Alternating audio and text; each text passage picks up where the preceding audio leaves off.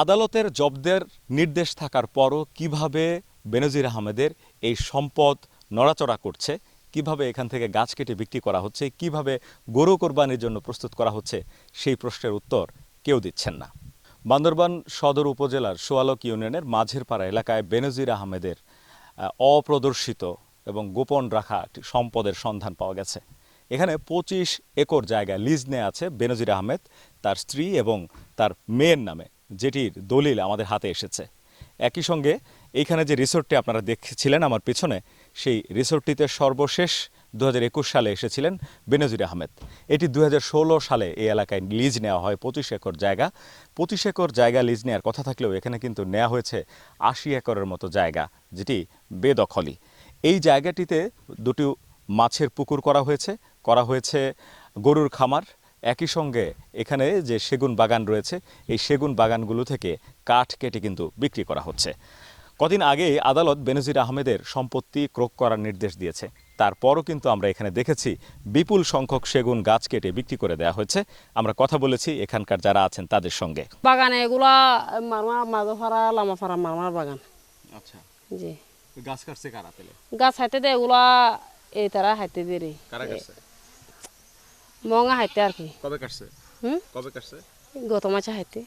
তারা যেমনটি জানিয়েছেন যে এখানকার মং ওয়াই চিং নামে এক ব্যক্তি, যিনি স্বেচ্ছাসেবক লীগের নেতা এবং পার্বত্য চট্টগ্রামের বান্দরবান জেলা পরিষদের চেয়ারম্যানের ভাগিনা নামে তিনি পরিচিত, এবং সেই প্রভাব খাটিয়ে তিনি এটি মূলত দেখভাল করেন। 2016 সালে তৎকালীন বান্দরবানের যিনি এসপি ছিলেন, তার মাধ্যমে মূলত বেনজির আহমেদ এই সম্পত্তিটির লিজ নেন এবং পরে এখানে তিনি এই খামার বাড়িটি গড়ে তোলেন। এটি হচ্ছে বেনজির আহমেদের রিসোর্ট, যেখানে তিনি এসে বিশ্রাম নিতেন। এবং বান্দরবানে এই যে এরকম বিভিন্ন পাহাড়ি রাস্তার ভিতর দিয়ে একেবারে নির্জন জায়গায় এই ধরনের রিসোর্ট এবং বাগানবাড়ি করা এবং এই ধরনের বাগানবাড়ি আবিষ্কার হতে যাওয়া চাঞ্চল্যের সৃষ্টি হয়েছে বান্দরবান জুড়েও। এখানকার মানুষজনও ঠিকভাবে জানতেন না এটি যে বেনজির আহমেদের।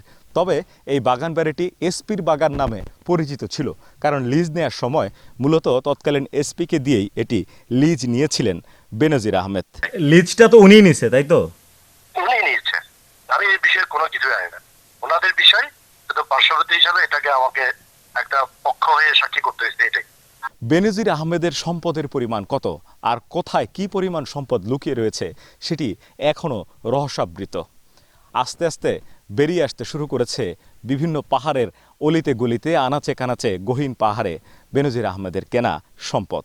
খোঁজ পেয়েছি আমরা লামাতেও বিপুল পরিমাণ সম্পদ রয়েছে বেনজির আহমেদের। সেখানে 200 একরের মতো জায়গা তিনি দখলে নিয়েছেন বলে জানতে পেরেছি।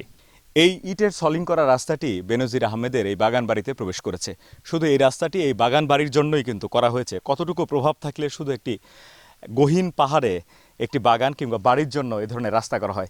এই অংশে যদি দেখবেন, চা বাগান থেকে যে রাস্তাটি গেছে সেখান থেকে মোটামুটি আধা কিলোমিটার রাস্তা কিন্তু আলাদা করে করা হয়েছে বেনজির আহমেদের এই বাগানের জন্য। একই সঙ্গে আলাদা করে ডেডিকেটেড বিদ্যুতের লাইন টানা হয়েছে বেনজির আহমেদের এই বাগান বাড়িতে বিদ্যুৎ সংযোগ দেওয়ার জন্য। বেনজির আহমেদের এই ধরনের লুকোনো সম্পদ কী পরিমাণ আছে সেটি প্রশাসন খতিয়ে দেখবে, এমনটি বলছেন বিশিষ্টজনরা। তবে এই যে সম্পদ পাওয়া যাচ্ছে, এই সম্পদ জব্দের নির্দেশনা থাকার পরও কিভাবে এখান থেকে সেগুন গাছ কাটা হলো এবং শতাধিক সেগুন গাছ কেটে বিক্রি করে দেওয়া হয়েছে।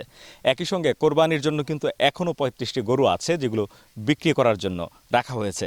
এর আগে কতগুলো সরানো হয়েছে সেটির কিন্তু কোনো হিসেব নেই।